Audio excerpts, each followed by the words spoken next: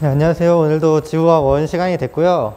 이번 시간에는 이제 여러분들이 좀 많이 들어본 빅뱅 우주론이라고 얘기를 하죠. 빅뱅 우주론에 대해서 얘기를 할 거고, 빅뱅 우주론은 우리말로 하면은 대폭발 우주론입니다. 빅뱅 우주론과 대폭발 우주론은 같은 얘기예요. 어쨌든 빅뱅 우주론 볼 거고, 그리고 빅뱅 우주론에 한계가 있습니다.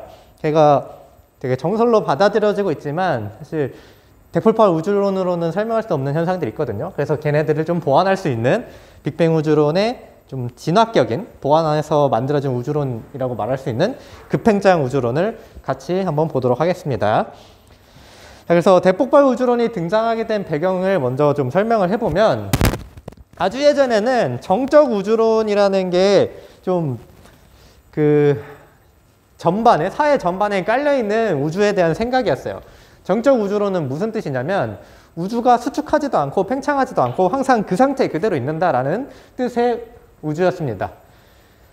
보통 이 우주론이 이제 사회 전반을 분위기를 이제 다 장악을 하고 있다가 허블이 우주 팽창을 발견을 하게 되죠. 그래서 요 정적 우주론이 쇠퇴해버리고 새로운 우주 팽창을 기반으로 한 우주론에 대한 설명이 나오는데, 허블의 우주 팽창 발견 후에는 정적 우주론에는 쇠퇴하고 결국엔 팽창이라는 게 밝혀졌으니까 정적 우주론은 쇠퇴하고 정상 우주론과 빅뱅 우주론이 대립을 하게 돼요. 얘네 둘 다 결국에 우주가 팽창한다는 것까지는 인정을 합니다. 근데 그 다음에 약간 그 우주를 설명하는 요소에서 차이가 나타나게 되는데, 정상 우주론은 우주가 팽창은 하지만 팽창된 공간에 새로운 물질이 생겨나서 우주의 모든 것이 동등하다고 설명하는 우주론입니다. 그리고 대폭발 우주론은 우주가 팽창함에 따라서 물질이 그대로 있어가지고 질량이 그대로 있어서 우주가 팽창함에 따라 밀도가 점점 감소한다고 설명하는 우주론이에요. 그래서 정상 우주론은 좀 이 정적 우주론을 계속 유지하고 싶었던 우주에 대한 설명인 거죠. 우주 팽창 자체는 팩트가 됐으니까 인정은 하지만 어쨌든 최대한 우주가 변하지 않는다는 설명을 하고 싶었던 거예요. 그래서 우주가 팽창함에 따라 새롭게 생겨난 공간에 물질이 생긴다, 뭐 그런 식으로 결국에 우주가 변하려 하지 않는다, 그런 식으로 설명을 했던 건데, 너무 이 정적 우주론을 그때 그 생각을 계속 고수하려고 했다가 좀 자연스럽지 않은 설명이 되어버린 그런 우주론이죠. 어쨌든 두 우주론이 대립을 합니다. 그래서 이 두 우주론의 특징을 나눠서 좀 봐야 될 것 같아요. 빅뱅 우주론이랑 정상 우주론이 있는데 둘 다 우주의 팽창은 인정을 했습니다. 허블이 팽창을 발견을 했으니까 어쩔 수 없이 둘 다 인정을 해야 하는 상황이고, 대신에 우주의 질량은 좀 달라요.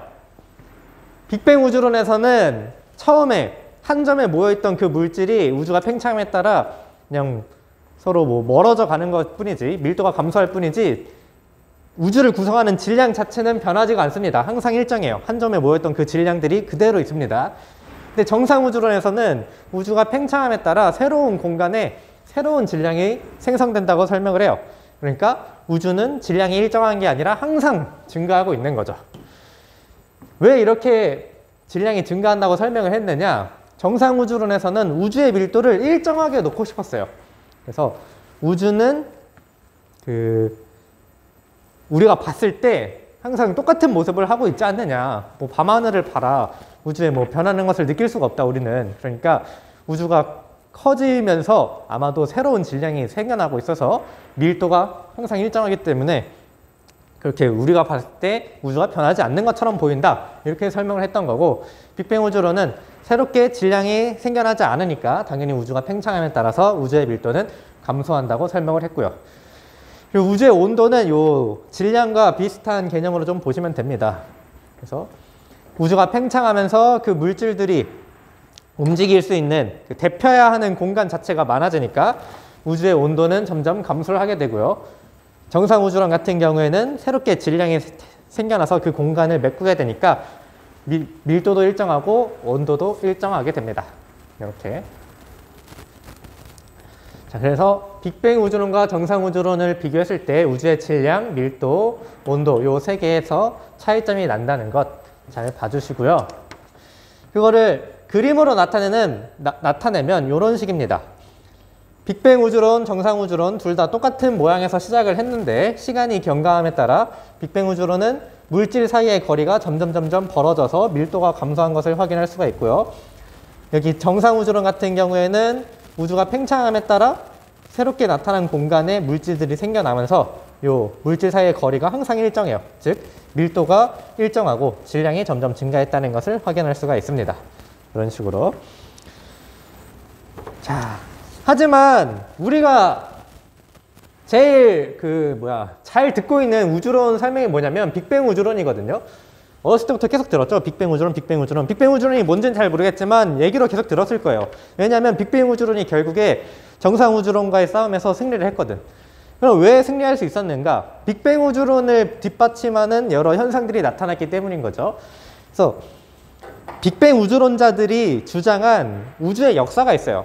빅뱅이 일어나서 현재까지 우주가 이제 진행이 되었다면 이런 식으로 진행이 됐을 거다라고 예상을 했는데 실제로 그걸 뒷받침하는 증거들이 발견이 된 거죠. 자, 잠시만요.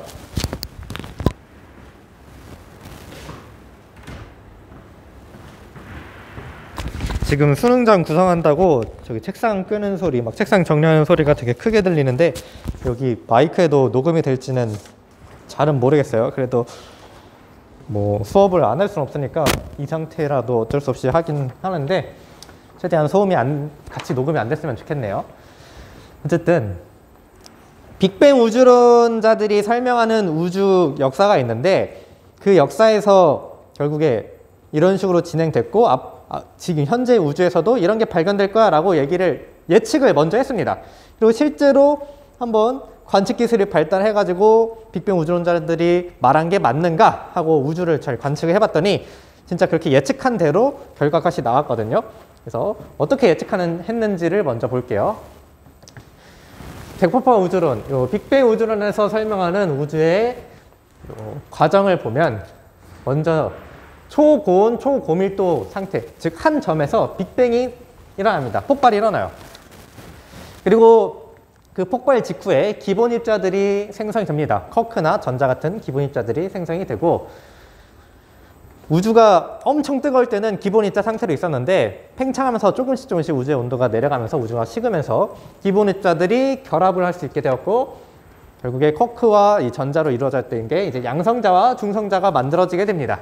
그래서 우주에 양성자랑 중성자가 있는데 빅뱅 후에 약 3분 정도가 되었을 때 우주가 더 식었을 때 이제 우주에서 양성자와 중성자가 결합하는 핵합성 과정, 즉 수수핵 융합 반응이 일어날 수가 있게 돼요.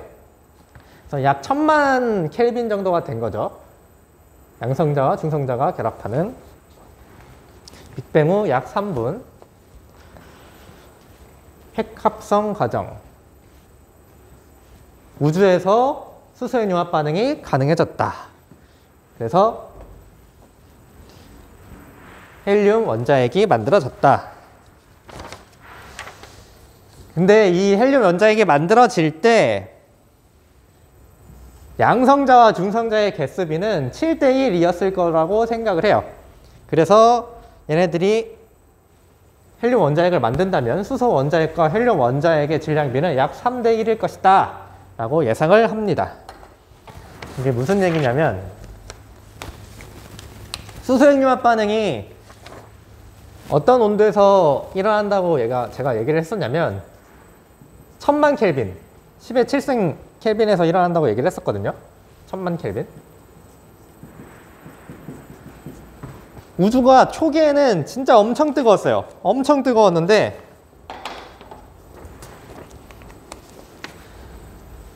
지금 우주가 갖고 있는 게 양성자, 중성자 이런 것들이거든요. 양성자, 중성자, 양성자, 중성자, 양성자, 중성자, 양성자, 중성자, 양성자, 중성자 뭐 이런 것들이 이렇게 있었어. 우주에. 근데 엄청 뜨거우면 이 수소핵 융합 반응이 일어나려면 1000만 켈빈이어야지 요 근처까지 와야지 정확히 뭐 1000만 켈빈 아니더라도 어쨌든 1000만 켈빈 근처까지 와야지 수소핵 융합 반응이 일어날 수가 있거든요. 온도가 너무 높아도 수소핵 융합 반응이 일어날 수가 없어요. 그래서 지금 온도가 되게 높으면 제가 그 별 얘기할 때 헬륨의 융합 반응, 뭐 탄수의 융합 반응, 규소의 융합 반응 이런 것들이 일어난다고 얘기를 했잖아요. 근데 우주는 엄청 온도가 높다가 점점 식어간 거야. 그래서 얘가 가장 먼저 해야 되는 핵융합 반응은 수소핵 융합 반응이거든요. 수소핵 융합 반응을 해야지 헬륨이 만들어지고 헬륨끼리 결합하는 헬륨의 융합 반응이 일어날 수가 있어. 근데 우주는 엄청 뜨거웠을 때는 뭐 더 다양한 핵융합 반응을 할 수 있는 온도긴 하지. 근데 걔네들을 할 수 있는 재료 자체가 없었어요. 그래서 우주가 식어가면서 이 양성자가 곧 수소 핵융합, 아니 뭐야, 수소 원자핵이거든요. 수소 원자라는 거는 양성자 하나랑 전자 하나가 붙은 건데, 어쨌든 그거의 원자 핵은 양성자 하나예요. 어쨌든 이 양성자 자체가 수소 원자 핵인데, 수소 원자 핵밖에 없는 상태에서는 온도가 아무리 높아봤자 뭐 규소핵 융합, 막 산소핵 융합 이런 것들이 일어날 수가 없어요. 재료 자체가 없으니까. 그래서 먼저 헬륨을 만들고 헬륨 다음에 뭐 탄소를 만들고 이런 식으로 가야 되는데, 어쨌든 우주가 식어가다가 수소핵 융합 반응이 일어날 수 있는 온도가 돼서 헬륨을 일단 만들었는데 이미 우주는 그 높은 온도는 다 지나온 거죠. 헬륨 융합 반응을 할 수 있는 온도는 이미 과거에 다 끝난 상태고, 그래서 수소핵 융합 반응까지만 우주에서는 일어나고 더 이상 우주에서 핵융합 반응은 일어나지 않습니다. 그 다음에 이제 뭐 걔네들끼리 모여서 별 자체에서 일어날지는 뭐 일어나거나 그러긴 했지만, 어쨌든 우주에서의 핵합성은 수소핵 융합 반응 자체로 끝이다. 뭐 이걸 왜 설명하냐면, 좀 제가 말이 좀 뭐 뒤죽박죽한데 지금 막 소음이 일어나가지고 약간 정신 사납고 그래서 좀 그렇긴 해요. 어쨌든 우주에서도 핵합성이 있었다라는 거야. 핵융합 반응이 있었는데 수소핵 융합 반응밖에 없었단 거지. 선생님 왜 우주 옛날에 온도 되게 높았다면서요? 왜 그때는 다른 수소핵 융합 반응 말고 뭐 헬륨 융합 반응 이런 것들 안 일어났나요? 그거에 대한 설명이었던 거예요. 그러기 위해서 재료 자체가 없었다. 뭐 수소밖에 없었기 때문에 요거 일어나고, 그 다음엔 우주가 더 식어서 다른 그것보다 더 나아간 핵융합 반응이 일어나기엔 좀 일어날 수가 없었다. 그런 얘기입니다. 뭐 사실 중요한 얘기는 아니고요. 그냥 궁금할까봐 한 거고, 중요한 거는 여기 양성자와 중성자의 개수비가 7대1이란 거야. 요 우주가 엄청 뜨거웠을 때는 이 양성자에서 중성자로 되는 거랑 중성자에서 양성자로 되는 반응이 활발하게 일어나요. 그래서 양성자는 중성자 될 수 있고 중성자는 양성자로 막 변할 수 있어. 서로 다른 게 아니라 왔다 갔다 하는 존재예요. 근데 양성자에서 중성자가 될 때는 에너지가 필요해. 그리고 중성자에서 양성자가 될 때는 에너지를 방출합니다. 즉 우주가 엄청 뜨거울 때는 양성자에 에너지를 줘가지고 중성자로 바꿀 수가 있었어요. 근데 우주가 식어가다 보니까, 그러니까 아주 초기 우주가 엄청 뜨거웠을 때는 양성자랑 중성자의 개수비가 1대1로 거의 동등했습니다. 서로 막 양성자가 중성자 됐다가 중성자가 양성자 됐다가 계속 변하면서 개수비가 우주 공간에 1대1 정도가 됐었어. 근데 우주가 식어가다 보니까 에너지가 필요한 이 양성자에서 중성자로 바뀌는 이 과정이 덜 일어나고 중성자에서 양성자로 바뀌는 과정만 많이 일어나가지고 우주가 식어가면서 중성자보다 양성자가 더 많아집니다. 그때 그렇게 양성자 수가 점점 많아지는데 수소핵 융합 반응이 일어나는 온도가 딱 됐을 때 개수비가 몇이냐? 7대1이라는 거죠. 7대1. 그래서 요 7대1인 시점에 수소핵 융합 반응이 일어났고, 그렇게 되면 수소 원자핵과 헬륨 원자핵의 질량비가 약 3대1이 된다라는 뜻이에요. 왜 그러냐? 여기 보시면 자, 양성자 3, 4, 5, 6, 7에다가 중성자 하나, 그리고 양성자 하나, 둘, 셋, 넷, 다섯, 7개의 중성자 하나, 이런 식으로 있다는 거야. 이게 계속 우주 공간의 개수비가 이렇게 7대1로 쭉 계속 이렇게 우주 공간에 분포를 하는 거죠. 그때 수소핵 융합 반응이 일어나. 그래서 양성자 2개랑 중성자 2개가 착 합쳐져 가지고 헬륨 원자핵 하나를 만듭니다. 양성자 2개, 중성자 2개, 이렇게 헬륨 원자핵을 만들어요. 이렇게 결합해서. 자, 그때 수소 원자핵과 헬륨 원자핵의 개수비를 비교를 하면 양성자 자체가 수소 원자핵이거든요. 개수비 한번 볼까요? 하나, 둘, 셋, 넷, 다섯, 일곱, 여덟, 아홉, 열, 12개죠.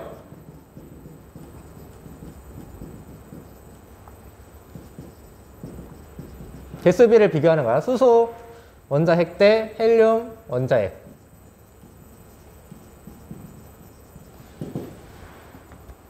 수소액 융합 반응이 일어나고 수소 원자핵과 헬륨 원자핵의 개수비를 비교하면 얘 12개 있고 헬륨 원자핵은 하나밖에 없죠. 하나. 개수비로 따지면 12대 1입니다. 근데 이제 질량비로 따지면 양성자랑 중성자는 질량이 거의 그냥 같다고 보면 돼요. 그래서 수소 원자핵의 질량비 하나, 둘, 셋, 넷, 다섯, 일곱, 여덟, 아홉, 열, 열한, 12개니까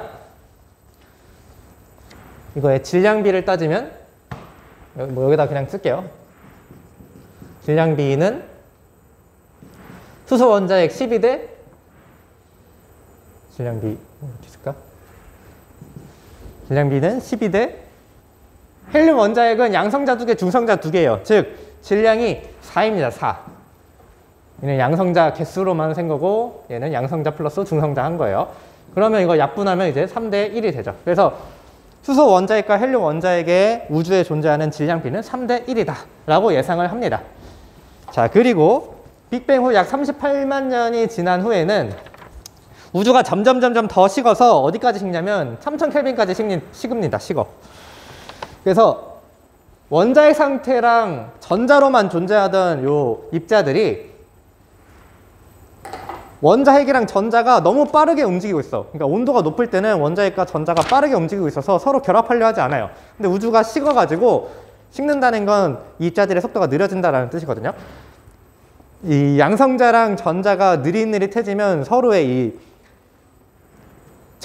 전하 차이, 그 마이너스 극, 플러스 극, 얘네들의 차이로 인한 그 인력이 지들의 속도보다도 세집니다. 그래서 원래는 개별적으로 행동하는 그 개개인의 입자 속도가 더 빨랐다면 이제는 그 힘보다는 지가 움직이려는 힘보다는 서로 끌어당기는 힘이 세지면서 전자랑 원자핵들이 착착착 다 결합을 하게 돼요. 3000켈빈까지 식고 나니까. 그래서 더 이상 이제 원자핵 상태가 아니라 원자로 존재를 하게 됩니다. 자, 그때 어떤 현상이 벌어지냐면 우주 초기에는 빛과 물질이 막 이렇게 뒤섞여 있었어요. 양성자랑 막 전자랑 얘네들이 다 따로 있어가지고 이 우주 공간에 물질이 꽉 차 있었습니다. 그래서 빛도 그 속에 갇혀가지고 막 공간으로 빠져나가지 못하고 물질 속에 막 갇혀 있었어요. 이렇게 물질이 가로막고 있는 거지. 빛이 빠져나오고 싶은데 양성자랑 전자가 막 빠르게 움직이면서 엄청 밀도가 꽉꽉 채워진 상태로 빛이 빠져나가지 못하게 막고 있는 상태입니다. 근데 원자핵과 전자가 서로 착착착 결합을 해버리니까 공간이 생겨버리는 거예요. 원래는 물질들이 빛을 가로막고 있다가 지들끼리 결합하면서 공간이 많이 생기게 됩니다. 그래서 이렇게 막 물질들이 막 있어가지고 빛이 빠져나가지 못하다가 지들끼리 이렇게 착착착 합쳐지다 보니 이 빛이 빠져나갈 공간들이 막 생기는 거야. 그래서 빛이 이렇게 빠져나갈 수 있게 되는 거죠. 그래서 요 38만 년 후, 빅뱅 후 38만 년이 지났을 때 우주가 식어가지고 핵과 전자가 결합해서 원자가 형성될 수 있었고, 그렇다 보니 물질들끼리 결합하면서 여러 공간이 생겼고 빛이 빠져나갈 수가 있게 되었다라는 겁니다. 물질들에 갇혀서 빠져나가지 못하던 빛이 비로소 빠져나가게 되면서 우주 배경 복사를 이루게 됩니다. 우주 배경 복사. 그래서 이때 생긴 게 우주 배경 복사예요. 우주 전체 영역에 펼쳐져 있는 어떤 빛이 있는데 그거를 우주 배경 복사라고 부릅니다. 그래서 우주 배경 복사가 이제 우주 전역에 펼쳐지게 되면서 빛이 우주 전체 영역에 이제 흩어지게 되면서 이제 우주를 설명하는 용어가 조금 달라져요. 물질들로 인해서 빛이 빠져나가지 못하고 있을 때는 불투명한 우주라고 불렀는데 이제 비로소 이제 원자핵과 전자가 결합해서 원자가 만들어지면서 공간이 생겨가지고 빛이 빠져나가기 시작했을 때를 투명한 우주라고 부릅니다. 그래서 뭐 제가 별 할 때도 얘기했었죠. 불투명도가 높으면은 그 복사가 잘 통하지 않아서 뭐 대류로 에너지를 전달을 한다. 또는 뭐 투명한 빛이 투명한 곳에서는 대류보다는 복사로 에너지를 전달한다. 그런 식으로 불투명하다는 건 빛이 잘 통하지 못하는 상태, 투명하다는 건 빛이 잘 통하는 상태. 어쨌든 이 38만 년을 기준으로 불투명한 우주와 투명한 우주 이렇게 나눌 수가 있다라는 거고, 그 다음 요 우주 배경 복사를 현재 관측한다면 3000 켈빈에서 시작된 그 우주 배경 복사가 현재까지 계속 우주가 팽창하면서 식어가가지고 현재는 아마 약 3켈빈의 온도 정도로 관측될 것이라고 예상을 합니다. 이 빅뱅 우주론에서. 그리고 우주의 모든 방향이 펼쳐져 있으니까 어딜 보든 간에 다 우주 배경 복사를 관측할 수 있을 것이다 라고 생각을 해요. 그래가지고 실제로 관측을 해봅니다. 과연 그래 빅뱅 우주론자들 너네가 말한 게 진짜냐, 한번 그 증거 파헤쳐보자 하고 관측을 해봅니다. 그랬더니 진짜 그러네 라고 나오는 거죠. 자, 2.7켈빈에 해당하는 우주 배경 복사라는 게 관측이 됩니다. 이제 과학자가 발견한 건 아니고 요의 얘기를 길게 하긴 좀 그러고, 어쨌든 약간 통신을 연구하던 사람들이 우주에서 오는 이 잡음행에서 이게 대체 어딜 가든 통신 잘 되기 위해서 막 이쪽 방향으로 안테나 하고 저쪽 방향으로 하고 하다 보는데 항상 어떤 잡음이 끼게 돼요. 그래서 그 잡음을 이제 연구하다 보니까 그게 우주 배경 복사였다 이런 식으로 나오게 되는데, 어쨌든 그 빅뱅 우주론자들이 얘기했던 이 우주 배경 복사가 어떤 통신 연구하는 사람들한테 의해서 막 발견되는 그런 그런 사건, 어쨌든 과학적 발견이 있었는데, 빅뱅 우주론자들이 얘기하던 이 우주 배경 복사가 실제로 관측이 됩니다. 그래서 3켈빈 정도로 예상을 했는데 실제로 2.7켈빈에 해당하는 우주 배경 복사가 우주 전체 방향에서 다 관측이 돼요. 그래서 빅뱅 우주론자들이 말했던 그 우주의 과정이 실제로 관측이 되는구나. 그래, 니들이 말했던 거 맞다. 이런 식으로 해가지고 빅뱅 우주론이 이제 정상 우주론을 이기고 이제 정설로 받아들여지고 있는 거고요. 이것뿐만 아니라 수소와 헬륨의 질량비도 우주에서 관측이 됩니다. 실제로 이제 빅뱅 우주론자들이 얘기했던 것처럼 3대 1의 질량비를 갖고 있는지 우주를 이제 관측하죠. 그랬더니 실제로 현재 우주에서 수소와 헬륨의 질량비가 3대 1로 관측되더라. 그래 빅뱅 우주론자 너네들이 얘기했던 게 맞다. 이런 식으로 돼가지고 전설로 받아들여지게 된 거죠. 자, 그래서 교과서 190페이지를 보면은 우주 배경 복사에 대한 정보가 좀 더 나오는데, 자료가 나오는데, 우주 배경 복사를 각 파장대에서 에너지 세계를 관측을 했습니다. 그랬더니 여기 이런 우주 배경 복사, 이런 우주 배경 복사 이런 것들이 막 관측이 돼요. 그래서 이거를 자연스럽게 선으로 연결했더니 딱 2.7켈빈의 흑체가 방출하는 플랑크 곡선과 똑같다라는 자료를 발견하게 되고, 결국에는 이 우주 배경 복사가 2.7켈빈의 온도를 갖고 있구나라는 걸 알게 됩니다.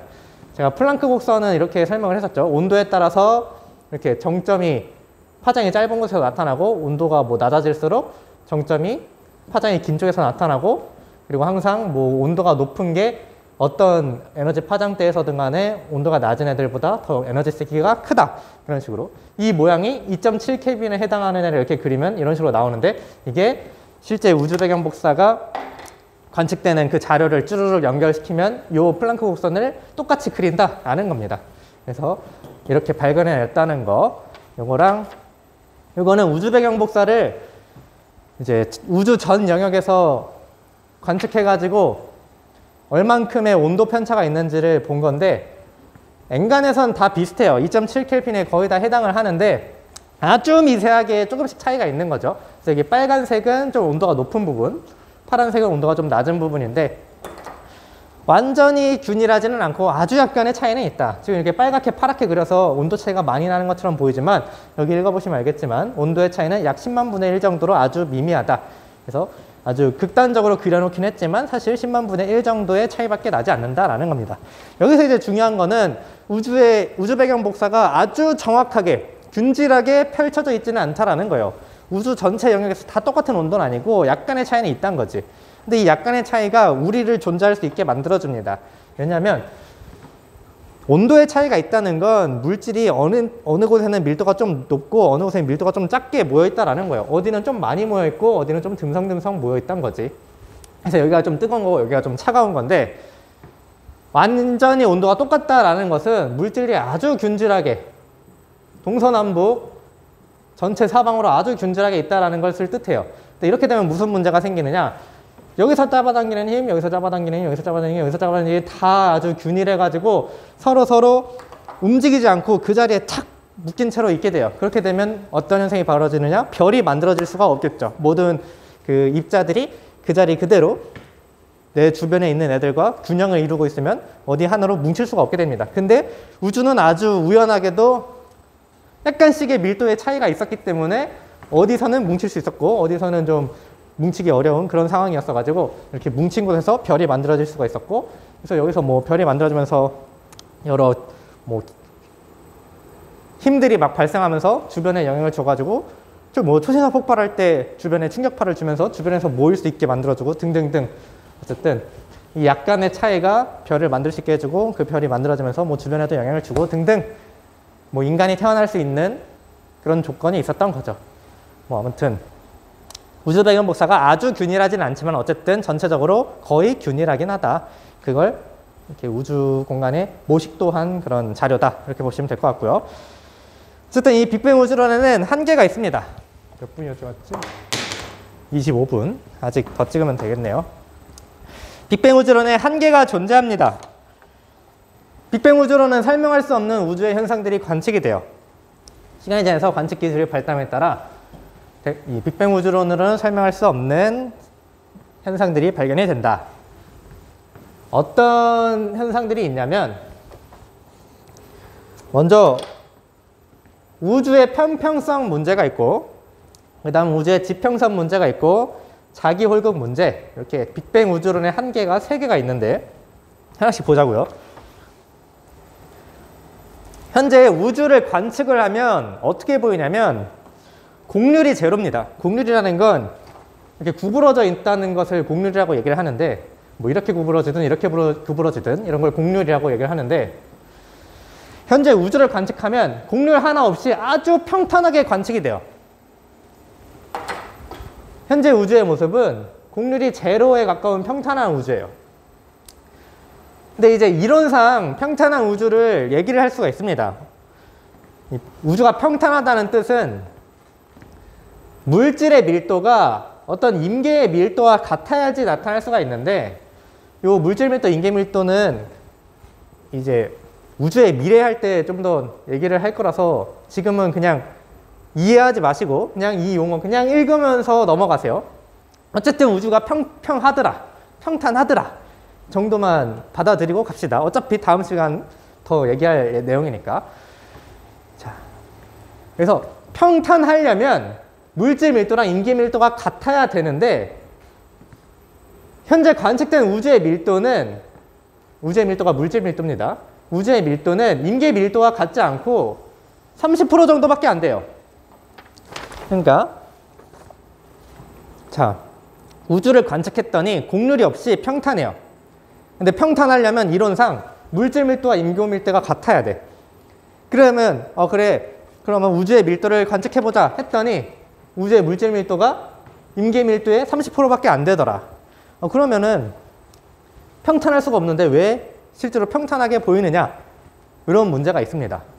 빅뱅 우주론에서는 설명할 수 없는 이런 문제가 있고, 그 다음에 지평선 문제는 뭐냐면 대폭발 우주론에서 우주의 팽창 속도를 뭐라고 설명하냐면 빛의 속도로 팽창한다고 설명을 해요. 그래서 우주의 크기는 우주의 지평선이랑 똑같습니다. 우주의 지평선이라는 것은 관측 가능한 우주를 뜻해요.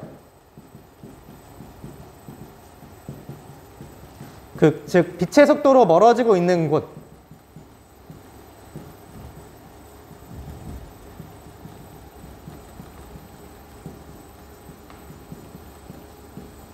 제가 저번 시간에 어떤 은하가 이제 우주가 팽창하면서 어떤 은하는 우주로부터 빛의 속도로 멀어지고 있을 거고 여기까지의 거리를 이제 우주의 크기로 정의할 수가 있다라고 얘기를 했죠.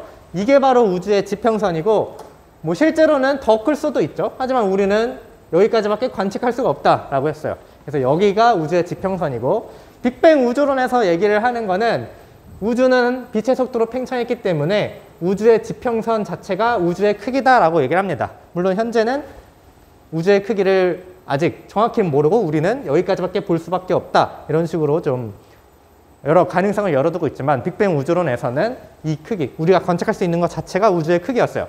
왜냐면 팽창 속도가 빛의 속도이기 때문에. 어쨌든 그렇게 설명을 했어요. 자, 근데 어떤 문제가 있느냐? 빛의 속도로 팽창을 하게 되면 우주 양끝 그쪽은 서로 물질과 에너지를 교환할 기회가 없어서 양쪽이 완전히 동일하면 안 돼요. 하지만 실제로 관측을 해보면 우주 배경 복사의 온도는 어디에서든 균일하게 관측이 됩니다. 물론 아주 미세하게 차이는 있다고 얘기를 했지만 거의 균일하게 관측이 돼요. 그러니까 내가 여기 서 있는데 여기가 지구인데 우주 지평선이 이렇게 있겠죠?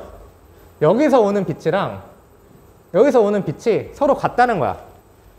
근데 원래 한 점에 있었다가 이렇게 빛의 속도로 커졌다면 여기 끝에 있는 애는 빛의 속도로 멀어지니까 지들 독자적인 정보를 가지고 우리한테 줄 뿐이겠죠. 얘네 둘끼리는 서로 교환할 수가 없었겠지, 정보를. 서로 섞일 수가 없었어, 온도가 어떻게든 달랐을 거야. 정말 모두가 다 똑같진 않고 어떻게든 달랐을 건데 서로 섞일 수가 없었어. 그럼에도 섞이지 않았는데도 어떻게 이렇게 정확하게 똑같은 정보를 줄 수가 있느냐, 이런 문제가 있는 거죠. 그러니까 얘는 빛의 속도로 그러니까 빛이라는 게 우리한테 오는데 우주가 빛의 속도로 멀어지고 있으면 결국에 이 끝과 이 끝은 서로 만날 수가 없어요. 빛의 속도로 멀어지면서 같은 속도로 이렇게 쭉 오면서 쭉 당겨지고 있는 그런 거니까. 얘네 둘은 절대로 만날 수가 없었는데 빅뱅 우주론에서는 어떻게 이렇게 똑같으냐, 왜 섞인 것처럼 똑같냐, 그런 식으로 그런 문제가 이제 있는 거죠. 그 다음에 자기홀극 문제라는 게 있는데 이거는 그냥 개념만 보시면 돼요. 자기홀극이라는 게 뭐냐면 N극과 S극이 동시에 존재하는 자석이 아니라 하나의 극만 존재하는 이론적인 자석입니다. N극만 있다던가 S극만 있다던가. 자, 근데 빅뱅 우주론에 따르면 초기 우주에서 형성된 이 자기홀극이 우주 공간에 많이 존재를 해야 돼요. 근데 현재까지 자기홀극은 발견되지 않고 있습니다. 빅뱅 우주론에 따르면 자기홀극이 많이 관찰이 돼야 되는데 하나도 발견되지 않고 있다 하는 거죠. 자, 이런 문제점들이 있어서 빅뱅 우주론에서 좀 더 진화된 모형이 필요하다. 그래서 급팽창 우주론이라는 게 나오게 됩니다. 급팽창 우주론. 이건 뭐냐면 이제 빅뱅 우주론을 살짝 수정을 하는 거예요. 빅뱅 우주론은 우주 시작에서부터 빛의 속도라 우주가 그냥 우주의 그 팽창 속도가 변하지 않고 항상 빛의 속도로 처음부터 끝까지 팽창하고 있다라고 주장을 하는데, 급팽창 이론은 그건 아니고, 현재는 이제 빅뱅 우주론과 똑같은 속도로 팽창하고 있지만 과거 아주 우주 초기에는 급팽창하는 시기가 있었다, 그런 식으로 설명합니다. 그래서 대폭발 빅뱅 직후에 10의 마이너스 35승 초 무렵 우주가 매우 짧은 시간 동안 빛보다 빠른 속도로 급팽창이 이루어졌다. 그래서 현재 우주를 만들었다라고 설명하는 이론이 급팽창 이론입니다. 대폭발 직후 10의 마이너스 35승 초 무렵 빛보다 빠른 속도로 팽창하는 급팽창이 있었다. 그게 급팽창 우주론이고, 이거를 좀 모형으로 보면은 이런 식입니다. 대폭발 우주론은 이렇게 우주가 팽창했어요. 초기 우주에 크기가 있었고 쭉 이렇게 커져 온 겁니다. 같은 속도로. 자, 근데 급팽창 우주론은 어떻게 설명을 하느냐? 빅뱅 우주론보다 초기의 우주가 굉장히 작았어요. 우주의 크기가 작다가 갑자기 커지는 순간이 있었고, 그 이후에는 이제 빅뱅 우주론과 똑같은 속도로 팽창하고 있다라고 설명을 하는 겁니다. 그래서 요 급팽창 시기라는 걸 겪었다.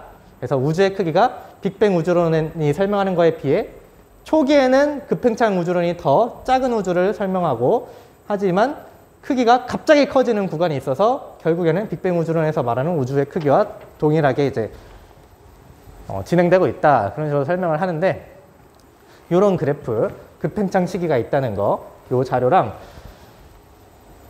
빅뱅 우주론과 급팽창 우주론의 우주의 크기를 좀 비교해서 얘기를 할 수가 있는데, 여기 보시면 빅뱅 우주론은 이렇게 노랗게 표시했고요. 급팽창 우주론은 이렇게 검은색으로 표시를 했습니다. 우주 초기에 빅뱅 우주론의 크기는 노란색 크기고, 급팽창 우주론은 이 검은색, 이 정도로 설명을 해요. 초기 우주. 근데 시간이 지남에 따라 빅뱅 우주론은 빛의 속도로 팽창해서 이 크기에서 이렇게 요만큼의 크기로 진화를 한 거고, 급팽창 우주론은 순식간에 팽창하는 구간이 있어서 빅뱅 우주론보다는 더 큰 요 급팽창, 더 확 커져버리는 이 급팽창을 겪었다라고 설명을 합니다. 그래서 이 차이로 앞서 말한 그 빅뱅 우주론의 한계점을 해결을 할 수가 있는데 어떻게 해결을 하느냐?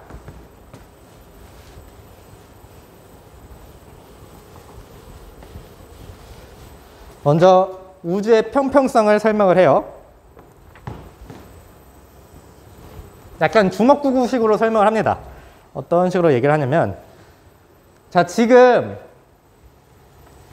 우주의 밀도랑 인계 밀도가 다른데도 평탄하게 보이는 것만 설명을 하면 되잖아. 그래서 급팽창 우주론에서 어떻게 설명을 하냐면, 초기 우주의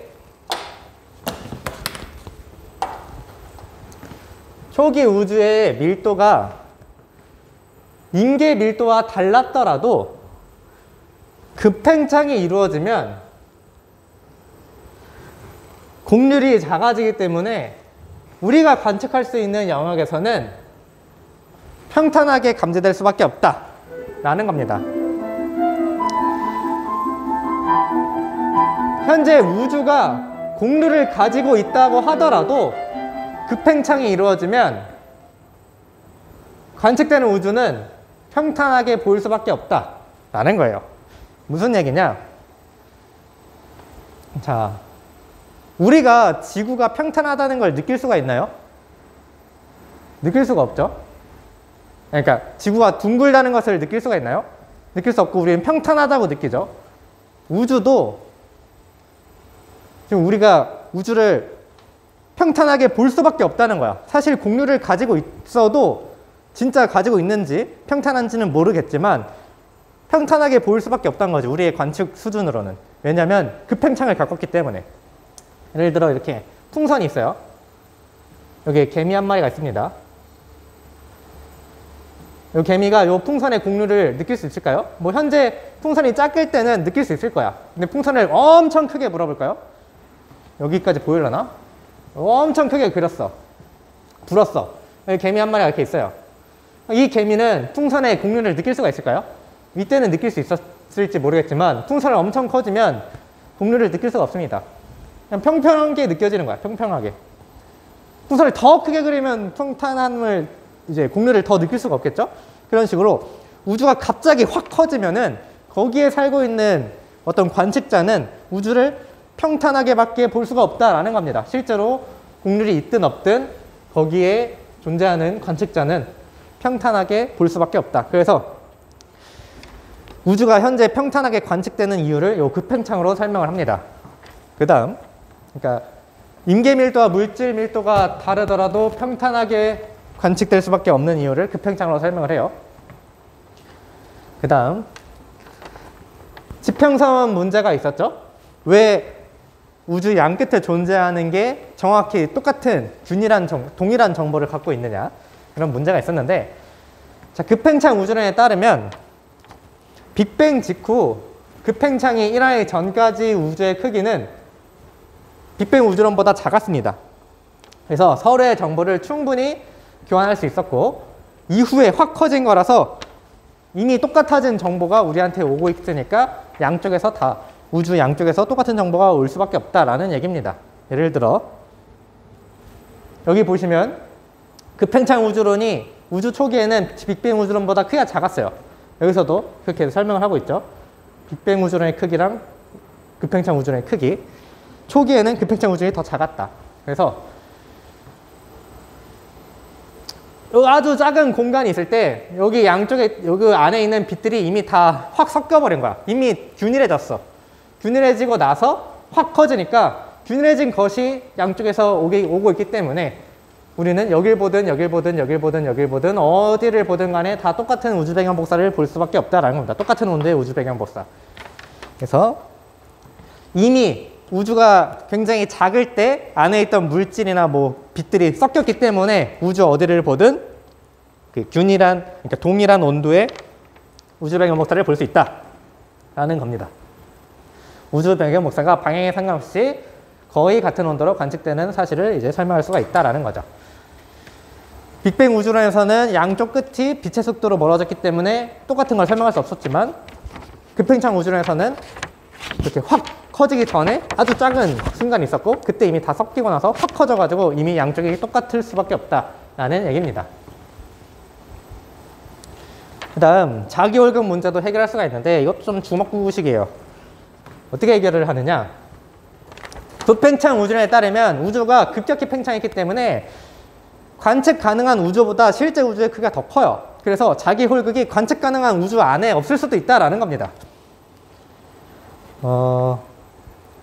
우주가 급팽창해서 크기가 매우 커졌기 때문에 대부분의 자기 홀극이 우주 지평선 너머에 흩어져서 발견되지 않고 있다라고 설명을 해요. 무슨 얘기냐면 이 그림을 보시면 여기가 관측 가능한 우주예요. 빛의 속도로 커진 우주.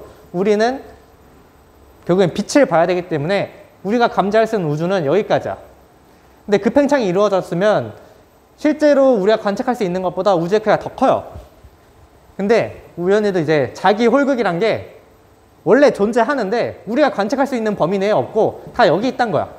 우리가 관측할 수 없는 범위에. 그래서 우리는 자기 홀극을 발견하지 못하고 있다라는 거죠.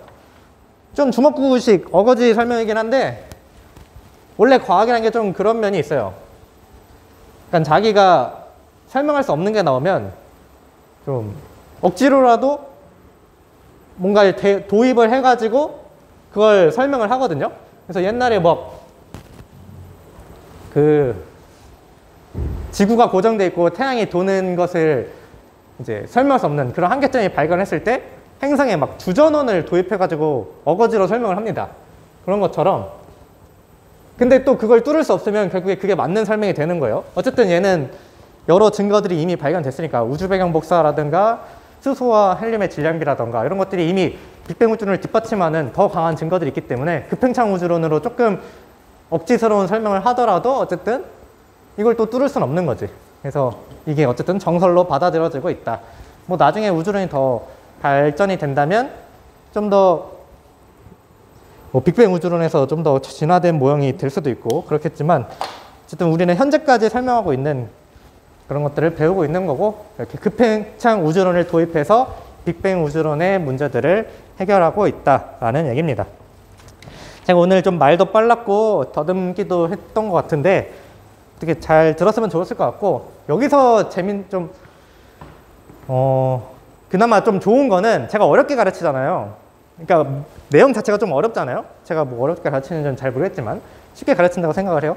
어쨌든 내용 자체가 좀 어렵거든요. 근데 결국에 우주론이고 아직 되게 미지의 세계란 말이야. 우주에 대한 거는. 그래서 문제 자체를 막 어렵게 낼 수가 없어요.